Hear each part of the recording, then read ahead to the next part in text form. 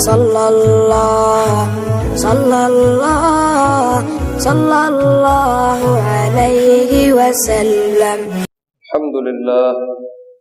الحمد للہ الذي رفع السماء بقدرته ودحى الأرض بمشيته وخلق الخلائق بإرادته.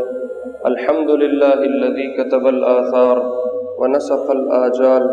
القلوب له مفضية والسر عنده علانية. الحلال ما أحل والحرام ما حرم والدين ما شرع والأمر ما قضى. الخلق خلقه والعبد عبده وهو الله الرؤوف الرحيم. قال الله تبارك وتعالى بعد أعوذ بالله من الشيطان الرجيم بسم الله الرحمن الرحيم. قد جاءكم من الله نور وكتاب مبين يهدي به الله من اتبع رضوانه سبل السلام ويخرجهم من الظلمات إلى النور بإذنه ويهديهم إلى صراط مستقيم. وقال لقد جاءكم رسول من أنفسكم وفي رواية من أنفسكم. وقال النبي صلى الله تبارك وتعالى عليه وسلم أنا أنفسكم حسبا ونسبا وصهرا ليس في آبائي من لدن آدم سفاح وكلنا نكاح أو كما قال النبي صلی اللہ تبارک و تعالی علیہ وسلم. پچھلے کچھ جمعوں سے سیرت کا سلسلہ چل رہا ہے اور پچھلے جمعے تک ہم سیرت میں پہنچے تھے سورۃ فیل اور اصحاب الفیل کے قصے تک کہ اللہ رب العزت نے ہاتھی والوں کو اور اس لشکر کو تباہ و برباد کیا جو کعبے کو ڈھانے کے لیے آیا تھا، اور عبد المطلب کی اللہ نے بزرگی ظاہر فرمائی کہ انہوں نے کہا میں اپنے اونٹوں کا مالک ہوں، میں ان کا ذمہ دار ہوں، میں وہ لینے آیا ہوں، اس رب کا ایک مالک ہے وہ خود اس کی حفاظت کر لے گا. یہ جو اصحاب الفیل والا قصہ ہے سورۃ فیل کو جس میں تفصیلاً بنایا گیا اور اتارا گیا، یہ قصہ حضور علیہ السلام کی پیدائش سے 50 یا 55 دن پہلے کا ہے. بعض روایات کے مطابق معلوم ہوتا ہے کہ وہ 50-52 دن ہے اور بعض کے مطابق 55 دن ہے. بہرحال بہت قریب کا عرصہ ہے جب حضور علیہ السلام کی ولادت ہونے والی تھی اور اس سے پہلے یہ معاملہ فیل کا پیش آیا جس کو سورۃ فیل میں اللہ نے سنایا. اور عبد المطلب کی اولاد میں عبداللہ ہے جن سے حضور علیہ السلام کی آگے پیدائش ہوئی اور سلسلہ نسب جڑا اور بنا. ہوا یہ کہ عبد المطلب جو تھے یہ یمن کے کسی سفر پہ گئے، جو ان کی ایک گرمی کا سفر ہوتا تھا، ایک سردی کا سفر ہوتا تھا. سردی کے موسم میں یمن جاتے تھے، گرمی کے موسم میں شام جاتے تھے. تو ان کا یمن کا سفر ہوا تجارت کا. تو وہاں ان کو کوئی ایک عالم ملے جو پرانی آسمانی کتابوں کو جانتے تھے. ان کو دیکھ کے کہنے لگے آپ میں مجھے نور نبوت نظر آتا ہے، مجھے اپنے اعضاء دیکھنے دو تاکہ میں اچھی طرح اندازہ لگا لوں کہ آپ میں مجھے ایسے آثار معلوم ہوتے ہیں کہ جیسے نبوت کا کوئی سلسلہ آپ سے چلے گا. تو انہوں نے کہا چیک کر لو. انہوں نے ہاتھ پاؤں دیکھے اور جسمانی اعضاء دیکھے. کوئی علم ہوتا ہوگا یا ان کو کچھ اندازہ ہوگا. انہوں نے دیکھ کے کہا کہ آپ میں نور نبوت ہے، مجھے ایک چیز اور دیکھنے دو. انہوں نے کہا وہ بھی دیکھ لو. کہا میں آپ کے نتنے چیک کروں گا، ناک کے نتنے. تو انہوں نے کہا یہ بھی چیک کر لو. تو یوں نتنے اٹھا کے دیکھے تو کہنے لگا کہ آپ میں نور نبوت بھی ہے اور آپ میں نور ولایت بھی ہے. بادشاہت بھی آپ سے آئے گی، نبوت بھی آپ سے آئے گی. کہ یہ کیسے ہوگا؟ تو فاقوں پہ چل رہے ہیں، پوری نہیں پڑتی اپنی تجارت کے لیے دھکے لے رہے ہیں، تم کہتے ہو بادشاہت بھی آئے گی، نبوت بھی آئے گی، کہ یہ ہوگا، مجھے آثار نظر آ رہے۔ کیسے ہوگا؟ کہا تم بنی عبد مناف جب بنو زہرہ سے جڑ جاؤ گے تو تم میں سے یہ دونوں نور نکلیں۔ بنو زہرہ ایک خاندان ہے، قریش کا ہی تھا، اور شعب ابی طالب میں آباد تھا۔ شعب ابی طالب، آپ مینا میں جاؤ تو جہاں حاجی کنکر مارتے ہیں وہاں جمرہ وسطیٰ ہے، جمرہ وسطیٰ، پہلے دن کی کنکریاں چھوڑ کے آخری دن کی بھی چھوڑ کے جو درمیانی کنکریاں ہیں، جہاں یہ درمیانی کنکریاں ماری جاتی ہیں وہ جگہ شعب ابی طالب ہے۔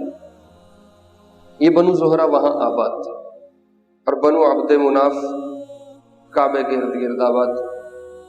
کہا جب یہ دونوں خاندان ملیں گے تو ان سے یہ نور کا ظہور ہو۔ یہ یمن سے واپس آئے تو یہ بنو زہرہ گئے کہ میں آپ میں نکاح کرنا چاہتا ہوں، چونکہ عبد المطلب سردار بھی تھے اور شرافت بھی تھی اور بزرگی بھی تھی اور خاندان قریش میں سب سے بڑے تھے، تو انہوں نے کہا بالکل ہم کر دیں گے آپ کی شادی۔ تو ان میں وہب نامی ایک شخص ہے، وہب، ان کی ایک بیٹی ہے، ان کا نام حالہ ہے، حالہ بنت وہب، اور ایک بیٹی ہیں ان کا نام آمنہ بنت وہب۔ یہ دو بہنیں ہیں، وہب کی بیٹیاں یہ دو ہیں، آمنہ اور حالہ۔ حالہ بڑی ہے، آمنہ چھوٹی، یہ دو بیٹیاں تھیں۔ تو عبد المطلب نے کہا میں اپنے بچے کا بھی نکاح تمہاری ایک بیٹی سے کروں گا، تاکہ میرے سے وہ ظہور ہونا ہے تو میرے سے ہو جائے، یا میرے خاندان میں ظہور ہونا ہے تو آگے میری نسل میں عبداللہ رہتا ہے، اس کی شادی کرتا ہوں، اس سے ظاہر ہو جائے۔ انہوں نے کہا ہمیں دونوں قبول۔ تو وہب کی بڑی بیٹی سے خود عبد المطلب نے شادی کی، اور وہب کی چھوٹی بیٹی آمنہ سے عبداللہ کی، اپنے بیٹے کی شادی کروائی۔ اور عبداللہ انتہائی خوبصورت تھے،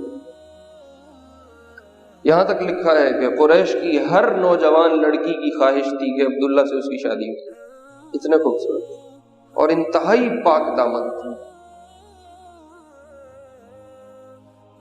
انتہائی پاک دامن تھے۔ خود جب یہ نکاح کے لیے نکلے ہیں، عبد المطلب اور عبداللہ دونوں نکلے، تو یہ کعبے کے پاس سے گزرے تو حجر اسود کے پاس ایک کاہنہ ہے، وہ بیٹھی، ٹیک لگا کے بیٹھی تھی۔ کاہنہ وہ ہوتی تھی جن کو آسمان کی خبریں آتی تھی۔ تو انہوں نے عبداللہ کو دیکھ کے کہا عبداللہ ایک منٹ رکو، میری بات سن۔ یہ رک گئے۔ کہا اگر تم میرے سے ابھی شادی کرتے ہو تو جتنے تمہارے فدیے میں عبد المطلب نے اونٹ دیے تھے، 100 اونٹ قربان کیے تھے، میں نے پیچھے ان کا تفصیلی ذکر کہا، جتنے تیرے والد عبد المطلب نے تیرے فدیے میں اونٹ قربان کیے تھے، میں اتنے اونٹ تجھے ابھی اور دیتی، میرے سے شادی کر لی۔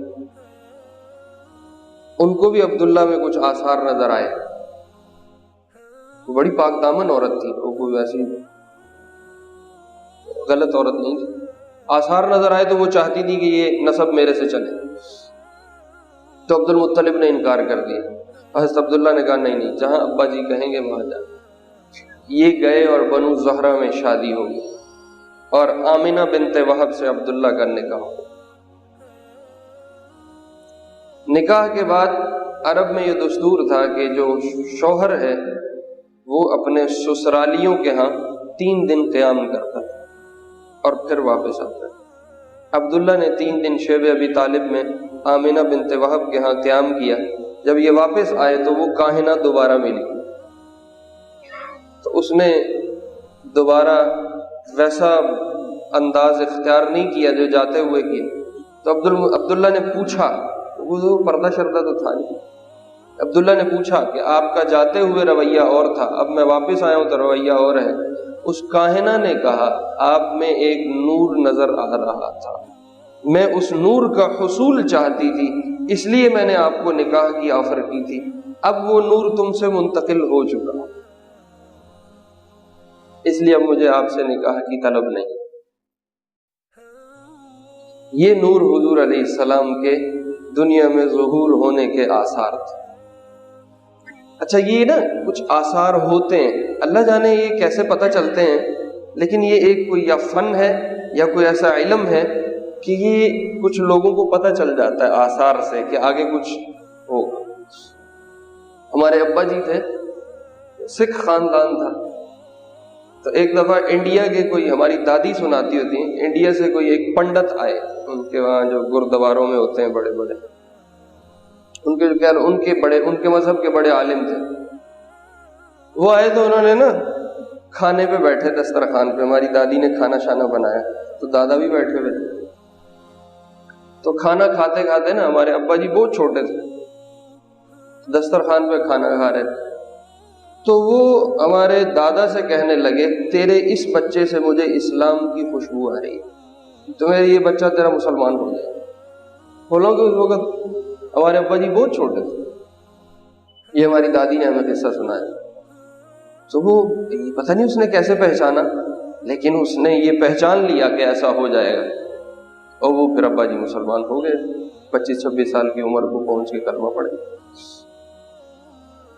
تو ان کو آثار سے یہ پتہ چلا کہ اس میں نور نبوت ہے، تو حضرت آمنہ سے شادی ہوگی، اور 3 دن کے بعد واپس آئے تو اس نے کہا وہ نور منتقل ہو چکا ہے۔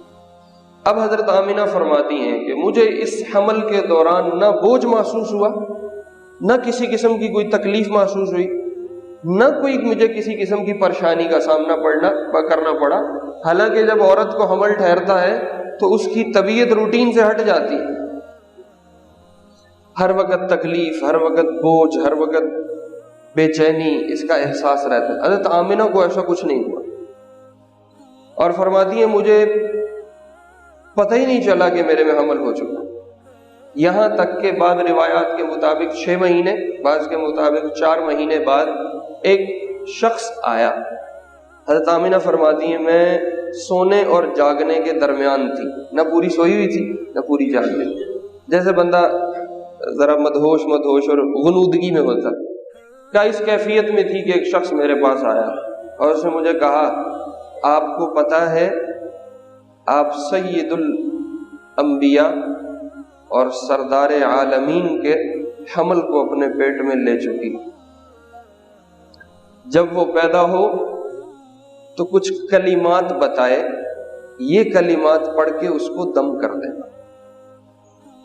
جب یہ شخص آیا، وہ فرشتہ تھا، اس کے آنے کے بعد حضرت آمنہ فرماتی مجھے پتہ چلا کہ میرے پیٹ میں حمل ہے۔ یہ حضور علیہ السلام کے آنے سے پہلے اللہ نے ایسی برکت کے آثار ظاہر فرمائے کہ حضرت آمنہ فرماتی مجھے بالکل کوئی بوجھ محسوس نہیں، اور میں جس راستے سے گزری وہاں کے پتھروں نے، وہاں کے پودوں نے، وہاں کے درختوں نے مجھے سلام کیا کہ آپ رسول اللہ کی ماں ہو، آپ کو السلام علیکم، السلام علیکم یا ام رسول اللہ، اے رسول اللہ کی ماں تجھے سلام۔ تو یہ پہلے کے آثار ہیں جو حضور کی آمد کے ظاہر ہونا شروع ہوئے۔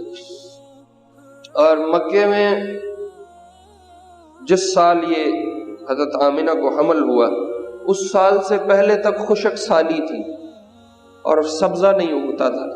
جس سال یہ حمل وجود میں آیا اس سال سبزہ ہی سبزہ ہونا شروع ہو، اور سب کے ولادت میں لڑکے پیدا ہونا شروع ہو گئے، نرینہ اولاد سب کی پیدا ہوئی۔ یہ بھی آثار ہیں جو حضور کی آمد کے تھے کہ یہ سال کوئی برکت والا ہے، جس میں کچھ خاص ایسا ہونے والا ہے جو عام روٹین سے ہٹ کے ہو۔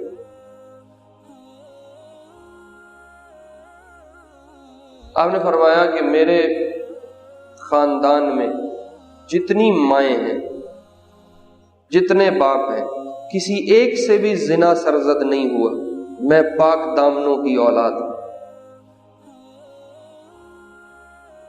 اور علماء نے لکھا ہے، بڑی تحقیق سے لکھا، اس میں بڑی لمبی تفصیل ہے کہ ایک نکاح بھی حضور کے نسب میں ایسا ثابت نہیں کیا جا سکتا جو اسلامی نکاح کے خلاف ہوا، جو اس وقت کا مذہب تھا یا جو اس وقت کی کتابی حیثیت تھی، اور جیسا مذہبی نکاح ہوا کرتا تھا سارا نسب ایسے ہی نکاحوں سے پر ہے، کسی ایک عورت سے بھی زنا نہیں۔ آپ نے فرمایا میں 8 فاطماؤں کی اولاد ہوں، میں 11 عاتقاؤں کی اولاد ہوں۔ حضور کی نسب میں نا 500 مائیں ہیں، 500 مائیں آپ کے نسب میں آتی ہیں، اور ان میں 8 کا نام فاطمہ ہے اور 11 کا نام عاتقہ ہے۔ آپ نے فرمایا میں عاتقاؤں کی اولاد ہوں، میں فاطماؤں کی اولاد ہوں، میری ماؤں میں کسی ایک سے بھی زنا نہیں ہوا۔ یہ زنا وہ نہیں جو ہم سمجھتے ہیں بے حیائی والا زنا، وہ زنا نہیں تھا، یہ ایک اور زنا کی قسم تھی۔ وہ کیا تھا؟ وہ یہ تھا کہ عرب میں یہ دستور تھا کہ جب کسی عورت کا شوہر فوت ہو جاتا اور وہ عورت بیوہ ہو جاتی تو اس کی اولاد میں بڑا بیٹا اپنی ماں سے نکاح کر لیتا تھا۔ اس کو بھی قرآن نے کہا یہ بھی زنا ہے۔ لا تنکحوا ما نکح آباؤکم من النساء، جن سے تمہارے باپ شادیاں کر چکے ہیں ان عورتوں سے اب تمہیں شادی کرنے کی اجازت نہیں ہے۔ یہ جو قسم نکاح کی چلتی آ رہی تھی، آپ اس کی نفی فرما رہے تھے کہ میرے نسب میں یہ بھی نہیں ہے، میں بالکل پاک دامنی سے میں آدم سے اللہ نے سلسلہ چلایا اور حضور علیہ السلام کی ذات تک پہنچایا، اور کہیں پہ بھی زنا کا تصور نہیں۔ اس لیے آپ نے فرمایا انا انفسکم، میں تم میں سب سے زیادہ نفیس اور عمدہ اولاد ہوں، حسباً و نسباً، اپنے حسب یعنی باپ دادا کے لحاظ سے، و نسباً حسباً، اور اپنی ماؤں کے لحاظ سے، ننہال ددیال دونوں کے اعتبار سے، و صہرا، اور اپنے سسرالیوں کے لحاظ سے۔ لیس فی آبائی من لدن آدم سفاح، میرے سے لے کے میرے آباء و اجداد میں آدم تک کسی ایک سے بھی زنا نہیں ہوا۔ وکلنا نکاح، اور میں سب کے سب نکاحوں کی اولاد۔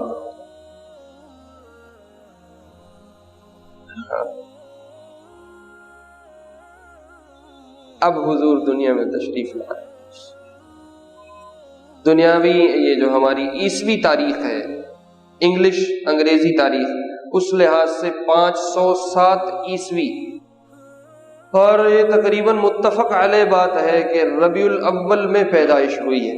ایک آدھا اقوال میں کو ملتا ہے کہ ربیع الثانی کی پیدائش ہے، اور ایک قول رمضان کا بھی ملتا ہے، لیکن اکثر علماء سیرت کے ہاں آپ علیہ السلام کی پیدائش ربیع الاول کی ہے، یہ متفق علیہ بات ہے۔ پھر آگے اقوال مختلف ہیں، 13 کی پیدائش ہے، 12 کی پیدائش ہے، 8 کی پیدائش ہے، 6 کی پیدائش ہے، 9 کی پیدائش ہے، یہ سارے اقوال ہیں، لیکن ان سب میں جو زیادہ مضبوط قول ہیں وہ 3 ہیں۔ ایک قول 8 کا ہے، ایک قول 9 کا ہے، اور ایک قول 12 ربیع الاول کا۔ یہ بات طے شدہ ہے کہ سوموار کا دن تھا۔ اگر سوموار کے دن کو کیلنڈر میں نکالیں 507 عیسوی کے لحاظ سے تو وہ 8 ربیع الاول بنتی۔ اب اللہ جانے 8 تھی، اللہ جانے 9 تھی، اللہ جانے 12 تھی، لیکن حضور کا آنا ایک بڑی نعمت تھی۔ اس سے بڑی نعمت اس کائنات میں کوئی نہیں ہے کہ اللہ رب العزت، آپ نے فرمایا، ابن عساکر نے نقل کی یہ روایت، آپ نے فرمایا جبریل میرے پاس آئے اور مجھے آ کے کہا آپ کا رب آپ سے فرما رہا ہے کہ میں نے اپنا ایک دوست بنایا جو ابراہیم ہے، اور میں نے اپنا ایک محبوب بنایا جو آپ کی ذات ہے، اور میں نے آپ سے زیادہ باعزت باوقار اپنے لیے کوئی محبوب چیز پیدا نہیں کی۔ اگر میں آپ کو پیدا نہ کرتا تو شاید میں کائنات ہی پیدا نہ کرتا، اور میں نے مخلوق کو اس لیے پیدا کیا تاکہ میں انہیں دکھا سکوں کہ میرا محبوب کیسا ہے۔ تو 12 ربیع الاول کو صبح سحری کے وقت میں شفا بنت عمر ہیں، یہ عبد الرحمن بن عوف کی والدہ ہیں۔ عبد الرحمن بن عوف عشرہ مبشرہ صحابی، ان کی والدہ ہیں شفا بنت عمر، اور کچھ روایات میں ملتا ہے شفا بنت اسد ان کا نام تھا۔ یہ آپ کی دایا ہیں اور آپ کی قابلہ ہیں، اور حضرت آمنہ سے اللہ رب العزت نے حضور علیہ السلام کو ظاہر فرمایا اور حضرت آمنہ نے جنم دیا۔ اور پھر روایات مختلف ہیں کہ آپ کی پیدائش 6 مہینے پہ ہوئی، آپ کی پیدائش 8 مہینے پہ ہوئی، آپ کی پیدائش 9 مہینے پہ ہوئی۔ اگر 8 مہینے کی بات مانی جائے تو یہ بذات خود ایک معجزہ ہے، چونکہ میڈیکل اور طب یہ کہتی ہے کہ 7 مہینے کا بچہ بھی زندہ رہتا ہے، 6 والا بھی زندہ رہ سکتا ہے، 9 والا بھی زندہ رہتا ہے، لیکن 8 مہینے کی پیدائش والا بچہ عموماً زندہ نہیں رہتا، اگر پیدا ہو تو وہ تھوڑا ایب نارمل ہوتا ہے۔ یہ طب اور میڈیکل کی بات ہے، یہ کوئی ایسا قرآن حدیث کا جز نہیں ہے جو میں آپ کو بیان کر رہا ہوں۔ لیکن اگر 8 مہینے پہ پیدائش ہوئی ہے تو آپ کا وجود میں آنا بذات خود ایک بہت بڑا معجزہ ہے کہ آپ اگر 8 مہینے پہ پیدا ہوئے ہیں تو پھر آپ کامل، مکمل، خوبصورت ہر لحاظ سے تمام پیدا ہو، کسی قسم کی کوئی ایب نارمیلٹی آپ میں نہ سوچی جا سکتی ہے اور دیکھنے کا تو تعلق ہی نہیں بنتا۔ شفا بنت عمر فرماتی ہیں کہ جب آپ علیہ السلام دنیا میں تشریف لائے تو جیسے ہی وجود اطہر اپنی ماں کے پیٹ سے جدا ہوا، اچھا یہ ولادت بھی بڑی خوبصورت ہوئی، دھلے دھلائے، نکھرے نتارے ہوئے، صاف ستھرے، کوئی ماں کے پیٹ کی آلائش، کوئی خون، کوئی گندگی جسم پہ نہیں لگی ہوئی، غسل دیا ہوا پاک پاکیزہ وجود دنیا میں آ رہا ہے، اور اس میں کوئی وہ صورت نظر نہیں آتی جو ایک عام پیدائش میں ایک بچے کو ماں کے پیٹ سے نکالتے ہوئے نظر آتی، اور ناف پہلے سے کٹی ہوئی اور کوئی گندگی جسم پہ نہیں، اور جیسے ہی دنیا میں تشریف لائے، جیسے ہی اپنی ماں کے ساتھ لیٹے اور فوراً کروٹ لی اور سجدے میں چلے، اللہ آتے ہی پیغام دیا کہ نماز اور سجدہ بڑی اہم چیز، اور جاتے جاتے آخری کلمات جو تھے وہ بھی یہی تھے، الصلاۃ الصلاۃ، میری امت نماز نہ چھوڑنا، میری امت نماز۔ سبحان اللہ۔ تو جب سجدے میں گئے، شفا بنت عمر کہتی ہیں ایک دم ایک روشنی پھیلی، حضرت آمنہ کو بصرہ اور شام کے محلات اس روشنی میں نظر آئے۔ علماء کہتے ہیں یہ نور شریعت تھا جس نے ساری دنیا کو اپنی روشنی سے منور اور روشن کرنا تھا، کہ آپ کے وجود میں آتے ہی اللہ نے ساری دنیا میں روشنی پھیلائی۔ اور پھر حضرت آمنہ فرماتی ہیں کہ ایک بادل میرے کمرے میں آیا، جس حجرے میں تھی ایک بادل نمودار ہوا، دھند جیسے ہوتی، بادل دھند کی طرح ہوتا ہے۔ آپ میں سے اگر کوئی مری وغیرہ گیا ہے، اوپر کے جنگلات گلیات میں گیا ہے، بادل کوئی اپنا وجود نہیں رکھتا، جیسے دھند ہوتی ہے اس طرح بادل ہوتا ہے۔ تو ایک بادل آیا اور وہ اتنا گہرا تھا کہ گود میں پڑا بچہ حضرت آمنہ کو نظر نہیں آتا، اور اس بادل میں سے آواز آئی، طوفوا بہ مشارق الارض ومغاربها، اس بچے کو زمین کے مشرق مغرب میں چکر لگواؤ، لیعرفوا باسمہ وصورتہ ونعتہ، کہ ساری مخلوق اس کی صورت بھی پہچانے، اس کی صفات بھی پہچانے۔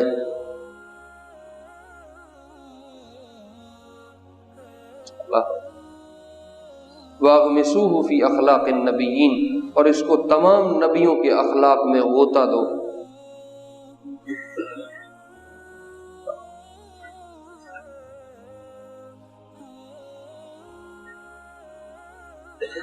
سبحان اللہ۔ حسن یوسف دو، صبر ایوب دو، داؤد علیہ السلام کی آواز دو، موسیٰ علیہ السلام کی شدت دو، الیاس کا وقار دو، یحییٰ کی پاک دامنی دو، عیسیٰ کا زہد دو، اسماعیل کی لسان دو، اور اس طرح انبیاء کے اوصاف گن گن کے اس بادل میں سے آواز آئی کہ اس کو اس نبی کی صفت بھی دو، اس کو اس نبی کی صفت بھی دو، اس کو اس نبی کی صفت بھی دو۔ جو آتے ہی ان تمام صفات کو اپنے احاطے میں لے لے، اس کی آگے پوری زندگی میں کیا کچھ ہوا ہو، جس کی ابتدا یہ ہے اس کا آگے کیا ہو۔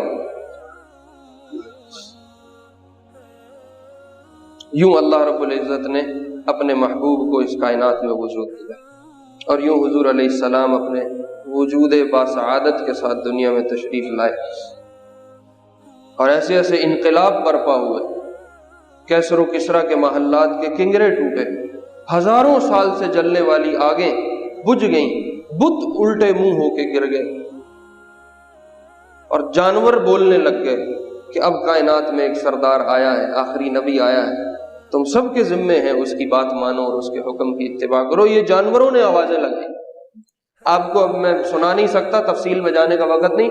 بہت سارے صحابہ، ان سے ڈائریکٹ حضور کی کوئی ملاقات نہیں، کسی صحابی کی بھی ملاقات نہیں، ان کو تعارف جانوروں کے ذریعے ہوا۔ احبان بن اوس رضی اللہ عنہ ایک صحابی ہے، اپنی بکریوں کو چرانے کے لیے نکلے ہوئے تھے، تو ایک بھیڑیا آیا، ایک بکری پہ حملہ کیا، تو یہ اس کو بچانے کے لیے بھاگے، اور ان کے منہ سے اچانک ایسے کلمات نکلے جو ان کی پرانی جاہلیت کے تھے، تو بھیڑیے نے اپنے منہ سے بکری کا بچہ چھوڑ کے آواز لگائی، اب یہ پرانے نام چھوڑ دو، اب محمد ظاہر ہو چکا ہے، اس پہ ایمان لاؤ، اس کے رب کو مانو، یہ میں تمہارا بچہ چھوڑ کے جا رہا ہوں۔ یہ جانوروں نے گواہیاں دی۔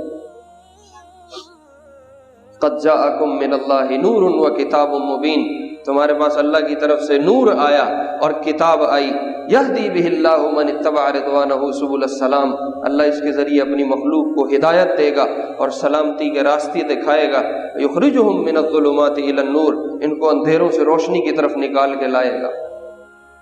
اللہ نے اپنا محبوب بھیجا۔ اب مجھے ایمان سے بتاؤ۔ اچھا اتفاق ہوا ایسا، میں نے کوئی اس کو قصدن نہیں کیا، میں تو اپنے طور پہ سلسلہ سیرت شروع کیا تھا، اتفاق یوں ہو گیا کہ آج 12 ربیع الاول بھی ہے اور ولادت کی بھی بات ہو گئی، اور قدرتی بات وہاں پہنچ گئی کہ ولادت تھی۔ مجھے ایمان سے بتاؤ، جس کے آنے پہ اتنا انقلاب ہو اور جس کے آنے کی اتنے زمانے سے تیاری ہو، اور آدم سے بھی پہلے اللہ کائنات کو وجود دینے سے ہزاروں سال پہلے اپنے محبوب کو وجود دے چکا ہو، مجھے بتاؤ اس کا آنا اور اتنے بڑے انقلاب کا برپا ہونا، بتوں کا سجدے میں گرنا، کنگروں کا ٹوٹنا، آگوں کا بجھ جانا، اور حضرت آمنہ کے لیے اتنے آثار ظاہر ہوئے، عبد المطلب کے لیے اتنا کچھ ظاہر ہوا، کیا یہ صرف اس لیے تھا کہ 10 دن کے لیے جلسے کر دیے جائیں اور پھر لپیٹ کے سیرت الماری میں رکھ دی جائے اور پھر اپنی ڈگر پہ چل پڑو؟ یہ اس لیے نہیں تھی، یہ عقل انسانی نہیں مانتی۔ کیا یہ سب کچھ اس لیے تھا؟ اور محبوب کا اس دنیا میں آنا اور اتنے استقبال کے ساتھ آنا اور اتنی برکات لے کے آنا صرف اس لیے تھا کہ ہم ایک دن کے لیے بینر لگائیں اور حرمت رسول پہ جان ہے قربان کے نعرے لگا کے اور ہم پھر سو جائیں؟ حرمت رسول پہ جان قربان ہوتی ہے، سیرت رسول پہ کیا کون سی جان قربان ہوگی؟ حرمت رسول پہ جان قربان کرتا ہے، سود خوری نہیں چھوڑتا، حرمت رسول پہ جان قربان کرتا ہے، رشوت خوری نہیں چھوڑتا، حرمت رسول پہ جان قربان کرتا ہے، اپنی شکل و صورت رسول والی بنانے کو تیار نہیں، حرمت رسول پہ جان قربان کرتا ہے، زندگی میں کوئی ایک اخلاق میں محمد نامی شے اس کے وجود میں نہیں، حرمت رسول پہ جان قربان کرتا ہے، اور جو جہان کا مراس پن اور جو جہان کا گھٹیا ترین کام وہ اپنی زندگی میں رکھتا ہے، اور کہنے کو حرمت رسول پہ جان قربان، جھوٹ چھوڑنے کو تیار نہیں، ظلم چھوڑنے کو تیار نہیں، بددیانتی چھوڑنے کو تیار نہیں، 2 نمبری دھوکہ فریب فراڈ چھوڑنے کو تیار نہیں، حرمت رسول پہ یہ 10 دن کے لیے جان قربان کرتا ہے اور پھر سارے سال کے لیے سو جاتا ہے۔ محبوب کا آنا صرف اس لیے تو نہیں، آپ رکھو اپنے فرقے پہ، آپ کو جو سمجھ میں آتی ہے آپ کرو، حضور کی آمد یقیناً ایک بڑی نعمت ہے، اس کا انکار نہیں ہے، اس سے بڑی نعمت کائنات میں نہیں آئے گی۔ میں نے آپ کو حضرت آدم والی پوری روایت سنائی، خوشی، اظہار خوشی ٹھیک ہے غلط ہے، آپ کو جو سمجھ میں آتا ہے آپ کرو، لیکن یہ صرف 10 دن کا کام تو نہیں، تو سارے سال اتباع کے لیے نبی لایا گیا تھا، یہ تو پوری زندگی اس کے حکم کے تابع کر دینے کے لیے نبی لایا گیا تھا۔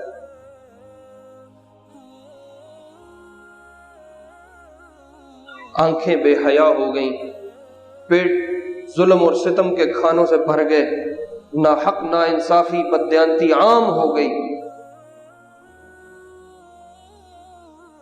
میں رات سرگودا گیا، ایک کالج کو دیکھا، مجھے بڑا دکھ ہوا، یقین مانو، ایک کالج دیکھا اس کے انہوں نے دیوار پہ ایک جگہ ڈاکٹر صاحب بنائے ہوئے ہیں, انہوں نے سفید کوٹ پہنا ہوا ہے, وہ ڈاکٹر ہے. تو علم طب ایک علم سمجھ میں آتا ہے جو چلو لوگوں کو پڑھایا جائے, کوئی طبیب پیدا ہوں, کو آگے ان سے مخلوق کو فائدہ ہو, کو ان کا علاج ہو. اور ساتھ ایک لڑکے کی تصویر بنائی ہوئی ہے, اس کے ہاتھ میں گٹار ہے. یہ ہمارا علم ہے. نبی اس لیے آیا تھا. تھوڑا سا پیچھے جاؤ تو ہمارے ہاں یہ مراس پن تھا اور یہ بھانڈ ہوتے تھے جو یہ کام کرتے تھے. اب وہ سٹار بن چکے. اب یہ علم ہے جو پڑھایا جائے, اب یہ مستقل شعبہ ہے جو سکھایا جائے. محمد الرسول اللہ صلی اللہ علیہ وسلم کو اتنے پروٹوکول سے اس لیے لایا گیا تھا کہ یہ کرنا جس نبی کی بعثت کے تقاضوں میں تھا, انما بعثت لاکثر المزامیر, کہ میں دنیا میں بھیجا ہی اس لیے گیا ہوں کہ میں موسیقی کے آلات کو توڑوں. اس کی امت محمد الرسول اللہ, حرمت رسول پہ جان ہے قربان کے نعرے لگانے والی, وہ انہی آلات کو بطور فن کے سکھا رہی. اور ہم سال کے اپنے 12 مہینے اپنی روٹین پہ ہیں, اور 10 دن ہم محمدی بھی ہیں, 10 دن ہم. وہ ایک میں نے کسی آدمی کو سنا, وہ کہہ رہا تھا اللہ چائنا والوں کا بھلا کرے, انہیں لائٹیں بنا دیں تو ہم دکھا سکتے ہیں کہ ہم بھی محمدی ہیں. جو لائٹاں نہ ہوندیاں تو کن پتہ لگتا ہے اسی محمد الرسول اللہ دی امت.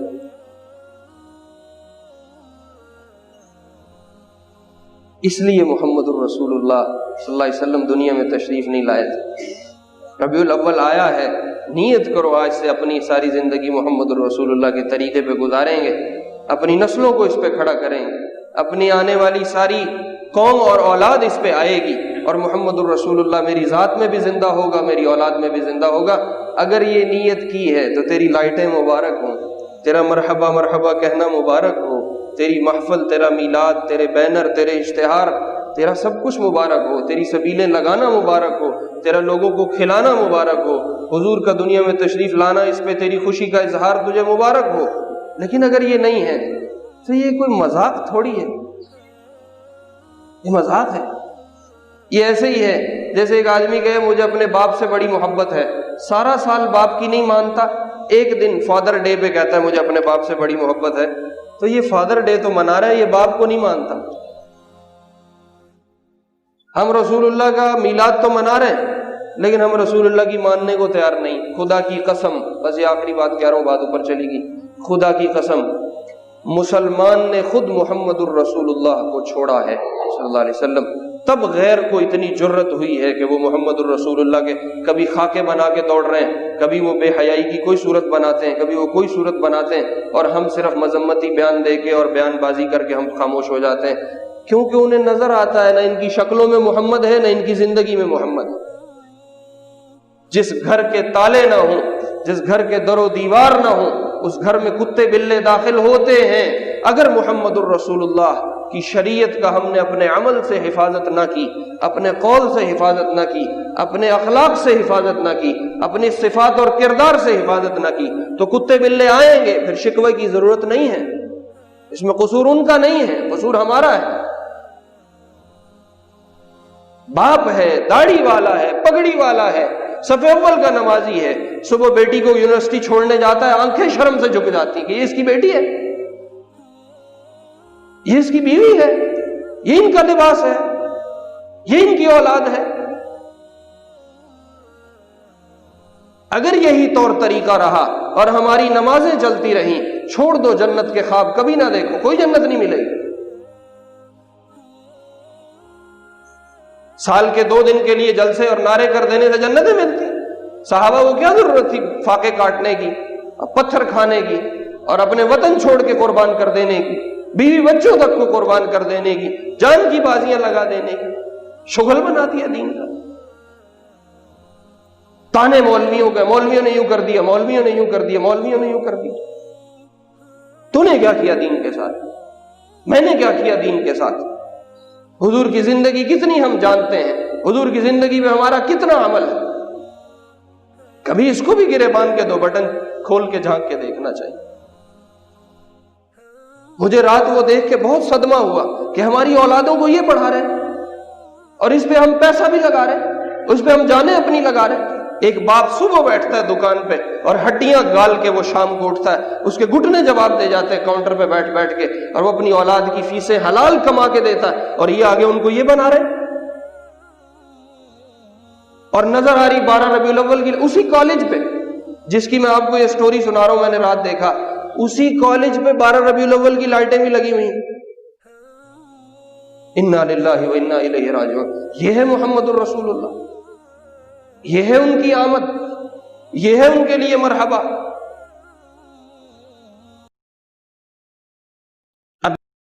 صلی اللہ علیہ وسلم،